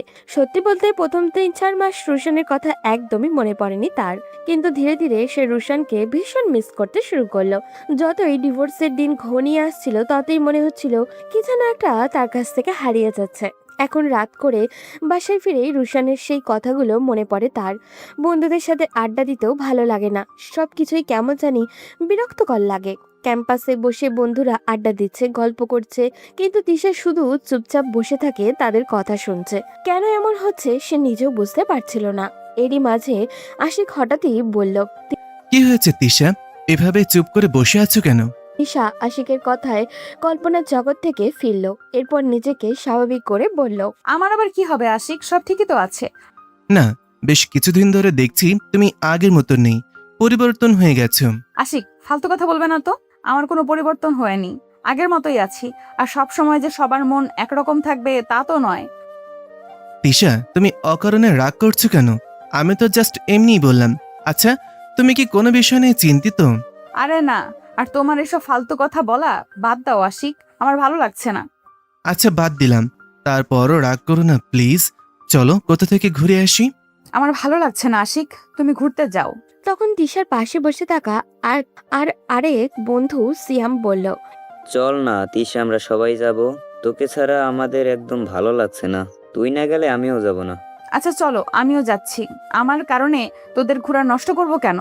ইচ্ছে না থাকা সত্ত্বেও তিশা বন্ধুদের সাথে ঘুরতে গেল, কিন্তু মনের ভেতর আশিকের কথাগুলোই বারবার ভেসে উঠছিল। সত্যি কি সে বদলে গেছে? কিন্তু কেন? কয়েকদিন ধরে সে নিজেকে লক্ষ্যও করেছে, সে রুশানকে নিয়েই বেশি ভাবছে, ওকে নিয়েই বেশি চিন্তা করছে, ভীষণ মিস করছে। যতই ভুলে থাকার চেষ্টা করে ততই আরো বেশি করে মনে পড়ে যায় রুশানের কথা। তিশার কিছুই ভাবতে পারে না, মনে হচ্ছে সে পাগল হয়ে যাবে। এইসব ভাবনার মাঝেই তারা কয়েকটা জায়গায় পৌঁছালো। তখন সিয়াম বলল, দেখ তিশা, জায়গাটা অনেক সুন্দর, সবাই কত আনন্দ করছে, আর তুই কেন পাগলের মতো আচরণ করিস? জানি না, আমি কিছুদিন ধরে আমার কিছুই ভালো লাগছে না। অনেক চেষ্টা করি ওকে ভুলে থাকার জন্য, কিন্তু পারি না। অনেক বেশি মনে পড়ে যায় ওর কথা। আজব ব্যাপার তিশা, তুই কার কথা বলছিস? তুই বুঝতে পারছিস না সিয়াম, আমি রোশনের কথা বলছি। কি বলছিস এসব? এটা কি সত্যি নাকি মজা করছিস? হ্যাঁ, আমি ঠিকই বলছি সিয়াম। অনেক চেষ্টা করি ওকে ভুলে থাকার, কিন্তু তারপরও কেন জানি ও চোখের সামনে চলে আসে। জানি না আমার এরকম কেন হচ্ছে। আমার মনে হয় তুই রুসানকে ভালোবেসে ফেলছিস। কি বলছিস সেসব? আমি ওকে কেন ভালোবাসবো? আমি তো আশিককে ভালোবাসি। তুই মুখে বলছিস এক কথা, কিন্তু তোর পরিবর্তন বলে দিচ্ছে তুই রুসানকে ভালোবাসিস। না, এটা কখনোই হতে পারে না। তুই বিশ্বাস না করলেও এটা সত্যি তিশা, তোর মুখ সাক্ষী দিচ্ছে তুই রুসানকে ভালোবাসিস। তিশা কোনো জানি এটা মেনে নিতে পারলো না। কিছু সময় ওখানে থাকার পর সবাই ফিরে আসলো। তখন আশিক তিশার কাছে এসে বলল, তিশা, চলো আজকে তোমায় বাসায় দিয়ে আসি। আচ্ছা চলো। তিশা, আজ সন্ধ্যায় তৈরি থেকো, আমি তোমাকে নিয়ে যাব সন্ধ্যাবেলা কোথায় যাব? পার্টিতে। আজকে অনেক জমকালো একটা পার্টি আছে। আচ্ছা, আমি রেডি থাকবো। বলে তিশা বাসায় ভেতরে চলে আসলো। এতক্ষণ চাও ভালো লাগছিল, বাসায় একা বসতেই আবারও মন খারাপ হয়ে গেল। তখন তিশার বাবা মেয়ের এই অবস্থা দেখে বললেন, তুই কোনো চিন্তা করিস না মা। না বাবা, কি চিন্তা করব? আমার কিছুই হয়নি, আমি রুমে গেলাম। আচ্ছা যা, রুমে গিয়ে বিশ্রাম নে, ভালো লাগবে। তিশা রুমে গেল, কিন্তু তাতে তার মন ভালো হলো না। সন্ধ্যায় পার্টিতে যাওয়ার জন্য সে প্রস্তুত হলো। এরই মাঝে আশিক ফোন দিল। তিশা নিচে নেমে আশিকের সাথে পার্টিতে গেল। আগে পার্টিতে এলে অনেক আনন্দ করতো সে, কিন্তু আজকে কিছুই ভালো লাগছিল না। সবাই হাসি আনন্দে ব্যস্ত, আর তিশা চুপচাপ এক কোণায় বসে রইল। তাকে এভাবে একা বসে থাকতে দেখে আশিক এগিয়ে এসে বলল, তিশা, পার্টিতে এসে একা একা বসে আছো কেন? চলো ডান্স করি। না, আমার ভালো লাগছে না। তুমি গিয়ে ডান্স করো, আমি বসে দেখি। আরে তিশা, এরকম করছো কেন? চলো, অনেক ভালো লাগবে। দেখো সবাই ডান্স করছে, তুমি এইভাবে বসে আছো, আমার ভালো লাগে বলো? আমি বললাম না আশিক, আমি ডান্স করব না। প্লিজ আমাকে জোর করো না। তোমার কি হয়েছে তিশা? বেশ কিছুদিন ধরে তোমার আচরণ আমার কাছে কেমন যেন লাগছে। বললাম তো আমার কিছুই হয়নি, আর এখন ডান্স করতে ভালো লাগছে না। তোমার শুধু আজকে ভালো লাগছে না তা নয়, কিন্তু যখন সবাই মিলে আড্ডা দিই তখনও তুমি মনমরা হয়ে থাকো। আর ওই দিন তুমি ঘুরতে যেতেও চাওনি। আর তার থেকে বড় কথা হলো, তুমি আগের মতন আর আমার সাথে কথা বলো না। আমার তো মনে হয় তুমি কিছু নিয়ে চিন্তিত। আশিক, আমাকে আর বিরক্ত করো না তো, আমাকে একটু একা থাকতে দাও প্লিজ। আচ্ছা তুমি থাকো, তোমার যে কি হলো কিছুই বুঝতে পারছি না। আশিক চলে গেল। তিশা একা একা বসে আছে। একটু পর আশিক আবারও এসে বলল, তিশা, তোমাকে এইভাবে বসে থাকতে দেখে আমার ভালো লাগছে না, আসো ড্রিঙ্কস করি। আমার ভালো লাগছে না আজকে। আশিক প্লিজ আমাকে বিরক্ত করো না। আমি কিছু বললেই তো এখন ভালো লাগবে না, মন তো এখন অন্য জায়গায় পড়ে আছে। আশিক, কি বলতে চাইছো তুমি? আমার মন অন্য জায়গায় পড়ে আছে মানে? যা বলছি ঠিকই বলছি। এতদিন রুশানের সাথে এক রুমে থেকে অনেক মজা করেছো, তাই রুশানকে এখন ভুলতে পারছো না। চুপ করো আশিক, আর একটা বাজে কথা বলবে না। এখন তো গায়ে লাগবেই। রুশান তোমাকে বাসর রাতে কি এমন দিয়েছিল যার জন্য ওকে এখনো ভুলতে পারছো না? আমি আর নিজেকে দমিয়ে রাখতে পারলাম না, ঠাস ঠাস করে ওর গালে কয়েকটা থাপ্পড় বসিয়ে দিলাম। এরপর তার দিকে তাকিয়ে বললাম, তুমি এতটা জঘন্য মন মানসিকতার মানুষ আশিক? তোমাকে আমি ভালোবেসেছিলাম, কিন্তু এখন দেখছি তুমি সেই নীচ মন মানসিকতারই রয়ে গেছো। রুশানকে নিয়ে এত বাজে মন্তব্য করার সাহস তোমার কোথা থেকে আসলো? তুমি তো নিজে আগে তাকে অপমান করতে, এখন তার অপমানে তোমার গায়ে লাগবে কেন? আমি ঠিকই বুঝতে পারছি তুমি রোশনের প্রেমে পড়ে গেছো। একদম চুপ আশিক, তোমার কথা শুনতে আমার ভালো লাগছে না। তুমি এখন এখান থেকে চলে যাও। কেন তিশা? আগে তো আমার কথা শুনতে ভালো লাগতো, এখন ভালো লাগছে না কেন? নাকি আমাকে ইউজ করার আগে বুঝে গেছো আমি রোশনের মতন পারবো না? কিন্তু সত্যি তো এটাই, আমি রোশনের থেকে তোমাকে ভালো সুখ দিতে পারবো। একবার আসো বিছানে। জাস্ট শ্যাট আপ আশিক, তুমি আমাদের দুজনের মধ্যে অন্য একটা ছেলেকে কেন টানছো? রুশান তো এসবের কিছুই জানে না, কিন্তু তার ব্যাপারে এত ঘৃণ্য মন্তব্য করার সাহস তোমার কি করে হলো? সমস্যা হয়েছে আমাদের দুজনের মধ্যে, তাহলে কেন তাকে নিয়ে কথা বলছো? আর নিজেকে এত সুপুরুষ প্রমাণ করতে যেও না আশিক। আমি জানি তুমি কেমন, তোমাকে আমার একদম ভালো লাগে না, ঘৃণা করি তোমায়। তোমার এসব চাল চলন, মেয়েদের সাথে রুম ডেট, ছি। আশিক, তোমাকে তো ভালো জেনে আমি ভালোবেসেছিলাম, কিন্তু তোমার সবকিছু এখন আমার কাছে জলের মতো পরিষ্কার। এখন তো আমাকে ভালো লাগবে না। এখন তো রোশন পৃথিবীর সবচেয়ে ভালো আর ভদ্র ছেলে। আমার সাথে রুমে চলো, আমি কিছু দিতে পারি কিনা দেখবে। কেমন দিয়েছিল রোশন? একদিনে যে তুমি তা ভুলতে পারছো না? তুমি আমাকে বলো, আমি না পারলে আমার বন্ধু বান্ধব নিয়ে আসবো, তারপর তোমার চাহিদা আমি পূরণ করে দেব। এই কথা শোনার পর আমার রাগ আরো বেড়ে গেল। আমি তখন তাকে থাপ্পড় দিয়ে বললাম, এতদিন তার সাথে ছিলাম, একটা বার ইচ্ছাকৃতভাবে আমাকে স্পর্শ পর্যন্ত করেনি, আর তুমি এত বাজে কথা বলো তার ব্যাপারে। আজ থেকে তোমার সাথে আমার কোনো সম্পর্ক নেই। আজকে থেকে তুমি আলাদা পথে চলবে, আমার সাথে যোগাযোগ করার চেষ্টা করবে না, কারণ আমি তোমাকে আজকের থেকে ঘৃণা করি। তিশা প্লিজ আমার কথাটা শোনো, আমি এইভাবে বলতে চাইনি, তুমি আমাকে ভুল বুঝছো। আমার আর কিচ্ছু বোঝা লাগবে না, আমি যা বোঝার বুঝে গেছি। আজকের পর থেকে তুমি আমার সাথে যোগাযোগ করার চেষ্টা করবে না। আজকে থেকে তোমার আমার সব সম্পর্ক শেষ।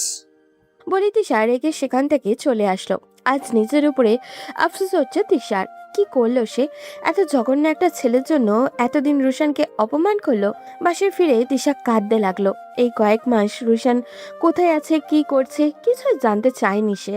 হঠাৎই কিভাবে খুঁজে পাবে তাকে? তিশা রুষাকে কল করলো। সারপ্রাইজ করে দিলে দিশাপু তুমি এই সময়। রুশান কোথায়? ভাইয়া তো ব্যবসার কাজে বাইরে গেছে। ব্যবসার কাজ মানে? রুশান কি ব্যবসা শুরু করেছে? হ্যাঁ, ভাইয়া একটা ব্যবসা শুরু করেছে। ওয়েট দিশাপু, তুমি কি কান্না করছো? কই না তো, কান্না করব কেন? আমি স্পষ্ট বুঝতে পারছি তুমি কান্না করছো। আচ্ছা দিশাপু, তুমি কি ভাইয়ার জন্য কান্না করছো?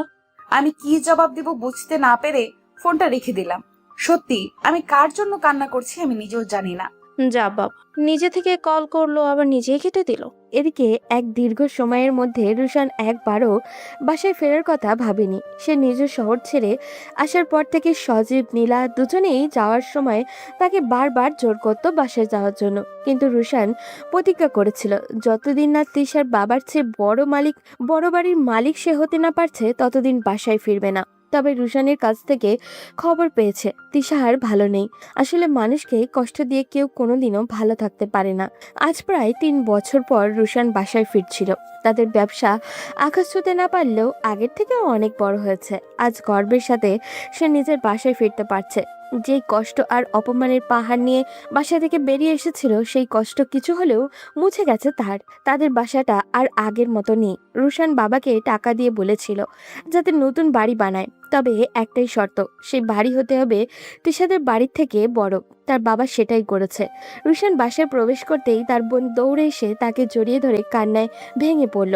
এতদিন পর বোনকে দেখে রুশানেরও চোখ ভিজে উঠল। সে বোনকে শক্ত করে জড়িয়ে ধরে বলল, ভেতরে সবকিছুই বদলে গেছে, আগের মতো অভাবে চিন্তা নেই, সবকিছুতেই পূর্ণতা। তবু রুশান নিজের ভেতরে এক শূন্যতা টের পেল।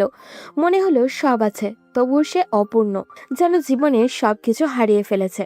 সেই রাতেই রুমে শুয়েছিল রুশান। হঠাৎই রুষা তার কাছে এসে বলল, তিশাপু, তোমার সাথে দেখা করতে এসেছে ভাইয়া। আমি তাকে আগেও বলেছি তোমার সাথে দেখা না করা সম্ভব না, সে পাগলামো করছে তাই আসতে দিয়েছে। এই কথা শোনার পর রুশান বেশ অবাক হলো। তিশা তার সাথে কেন দেখা করতে চাইছে? রুশান বাইরে যেতেই তিশা রুমে ঢুকলো। রুশান তখন তিশার দিকে না তাকিয়ে বলল, কেন আমার সাথে কেন দেখা করতে চাইছেন? আমি তো গরিব ছোট লোক। রুশানের এমন কথায় তিশা কান্না করতে লাগলো। রুশান তখন তিশার কাছে গিয়ে বলল, কেন আবার ফিরে আসার চেষ্টা করছেন আমার জীবনে? আপনার বড়লোক বয়ফ্রেন্ডকে আমার থেকে অনেক ভালো, তাহলে হঠাৎ করে এভাবে কান্না করার কি কারণ? রুশান আমাকে ক্ষমা করে দাও, আমি অনেক বড় ভুল করে ফেলেছি, আমাকে ক্ষমা করে দাও। আশিক আমার সাথে বেইমানি করেছে।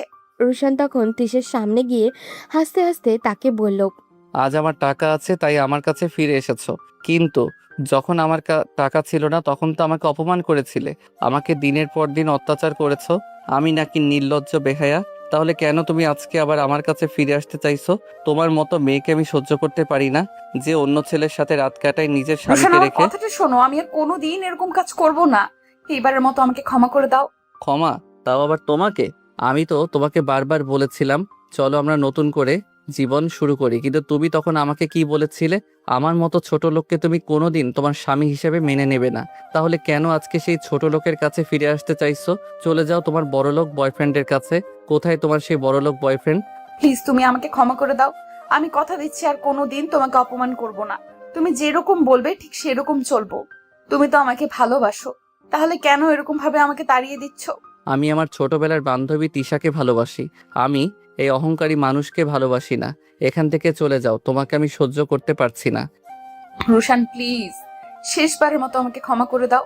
তোমাকে আমি কোনো দিনও ক্ষমা করব না, তাই তুমি যদি নিজের ইজ্জত বাঁচাতে চাও এখান থেকে চলে যাও, না হলে আমি বাধ্য হব তোমাকে ঘাড় ধাক্কা দিয়ে এই বাড়ি থেকে বের করে দিতে। এই কথা শোনার পর তিশা আর সেখানে দাঁড়িয়ে থাকতে পারল না। রুশানের সাথে সে যে অন্যায় করেছে তার শাস্তি তাকে পেতেই হবে।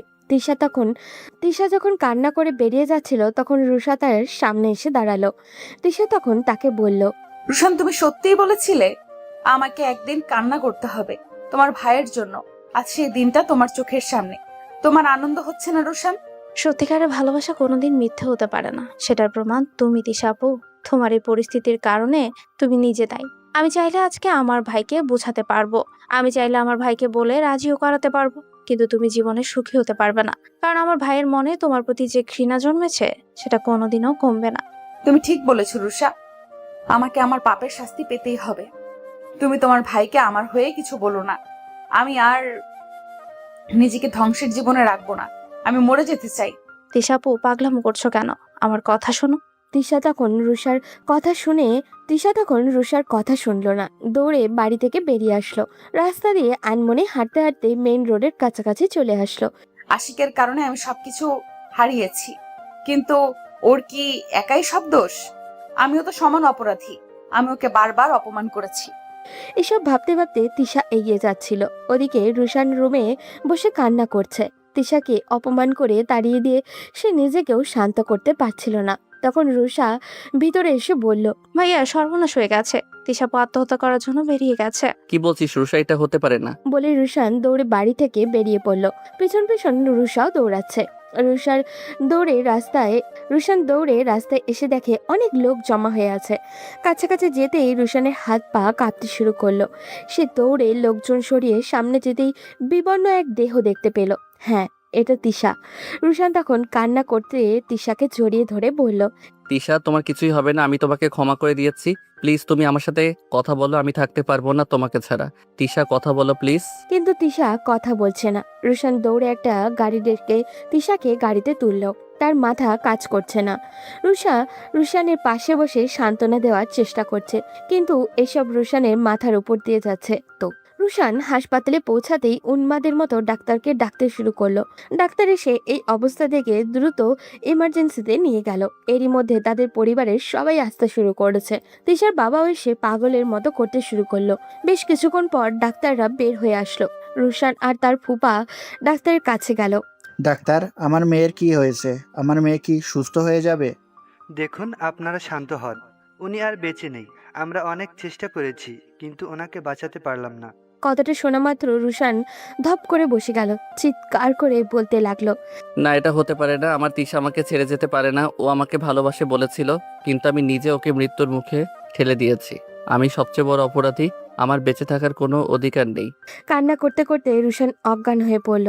যখন জ্ঞান ফিরল তখন দেখলো সে বাসায়। রুশান দৌড়ে উঠতে যাবে, তখন রুষা বলল, ভাই তুমি উঠছো না কেন?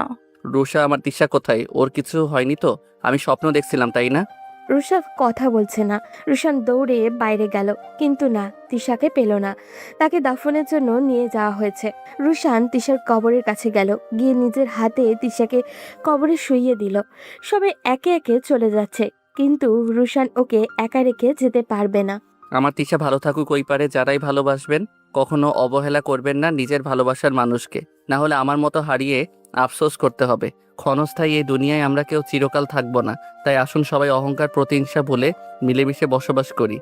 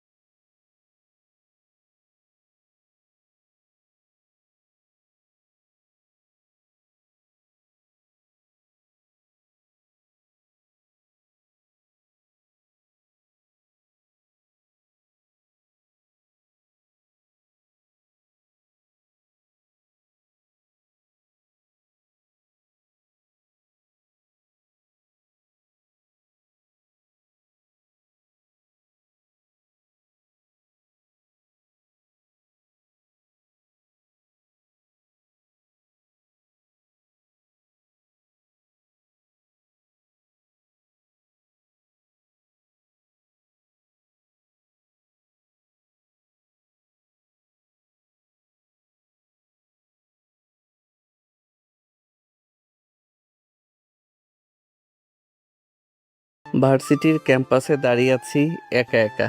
সামনে কিছুটা দূরে আমার সিনিয়র ফুফাতো বোন তিশা কারোর সাথে তর্ক করছে। ব্যাপারটা দেখে কৌতূহল দমিয়ে না রাখতে পেরে এগিয়ে গেলাম। গিয়ে শুনতে পেলাম, এই ছেলে, তোর সাহস তো কম না?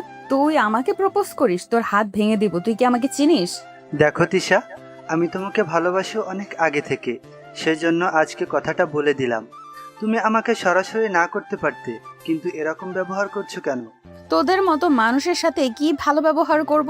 তোকে এখনো যে বাঁচিয়ে রেখেছি এটা তোর অনেক বড় ভাগ্য। তুই আমার সামনে থেকে সরে যা, না হলে অনেক বড় বিপদ তোর জন্য অপেক্ষা করছে। ঠিক আছে, চলে যাচ্ছি। তবে তোমার এই অহংকার, এই সৌন্দর্য সব কিছুর কারণে একদিন তোমাকে অনেক আফসোস করতে হবে, কথাটা মনে রেখো। তুই আমার সামনে থেকে সরে যাবি নাকি লাথি দিয়ে আমার সামনে থেকে সরিয়ে দিব? এই ছোট লোকগুলো কোথা থেকে যে আসে? আমি একটু দূরে দাঁড়িয়ে সবকিছু দেখছিলাম। সে প্রায়ই এরকম ব্যবহার করে মানুষের সাথে, কারণ তার বাবা অনেক বড় লোক। আর যেই ছেলেটা তাকে প্রপোজ করেছিল সে একটা গরিব পরিবারের ছেলে। আমিও মধ্যবিত্ত পরিবারের ছেলে। তবে অপরাধ একটাই, আমিও তাকে প্রচণ্ড পরিমাণে ভালোবাসি। যখন দেখেছি ছেলেটা তাকে প্রপোজ করছে তখন দৌড়ে যেতে চেয়েছিলাম তাদের কাছে, কিন্তু আমার কিছুই করতে হয়নি। এর আগে সে অপমান করে তাড়িয়ে দিয়েছে। আমি এই ভয়ে তাকে এখনো মনের কথাটা বলতে পারিনি। যদি আমাকেও এভাবে অপমান করে তাড়িয়ে দেয়, ও বকবক করতে গিয়ে পরিচয়টাই দেওয়া হয়নি। আমি রুশান, বাবা মায়ের একমাত্র ছেলে। আমার একটা ছোট বোন আছে, নাম রুষা। আমার বাবা চাচারা 2 ভাই, আর তাদের একমাত্র বোনের মেয়ে হচ্ছে তিশা। আমার ফুপা অনেক নামকরা একজন ব্যবসায়ী।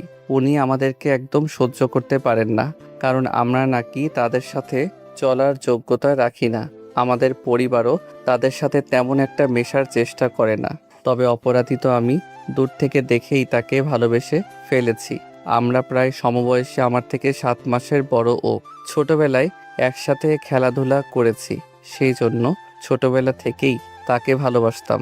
আপনাদের সাথে কথা বলতে বলতে তার সামনে চলে এসেছি। আমাকে দেখে সে বিরক্তি নিয়ে বলল, একটা ঝামেলা হয়ে গেছে, আরেকটা এসে হাজির। তোকে না বলেছি তুই ভার্সিটিতে আমার আশেপাশে ঘেঁষার চেষ্টা করবি না? কেউ যদি জানতে পারে যে তুই আমার আত্মীয়, তাহলে আমার সম্মান কোথায় যাবে? লোকে বলবে তিশা চৌধুরীর আত্মীয়রা গরিব ছোট লোক। তিশা আপু, তুমি সত্যি আজব কথা বলো। মানুষের বাহ্যিক পোশাকে কোনোদিনই বড় ছোট নির্ধারণ করা যায় না। আসল বড় মানুষ তো তারা যারা মনের দিক থেকে বড়। হেই, আমাকে জ্ঞান দেওয়ার চেষ্টা করবি না। তুই আরেক দিন যদি আমার সামনে আসিস তাহলে কিন্তু আমি তোকে শেষ করে ফেলবো। আমার এখন কারোর সাথে কথা বলতে ভালো লাগছে না, প্লিজ যা এখান থেকে। রুশান তখন কোনো কথা না বলে সেখান থেকে ফিরে এসে ক্লাসের ভেতরে চুপচাপ বসে রইল। কিছুক্ষণ পর তার বান্ধবী নীলা তার কাছে এসে দাঁড়িয়ে বলল, কি ব্যাপার তিশা জামাই, তুমি এরকম ভাবে বসে আছো কেন? তোমার তো এখন তোমার বউকে নিয়ে ঘুরে বেড়ানোর কথা। ধুর, মজা করিস না।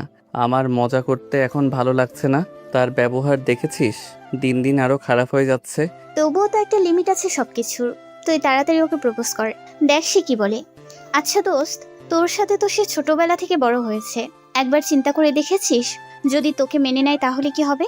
কিন্তু আমার কেন জানি মনে হচ্ছে সে আমাকে মেনে নিবে না।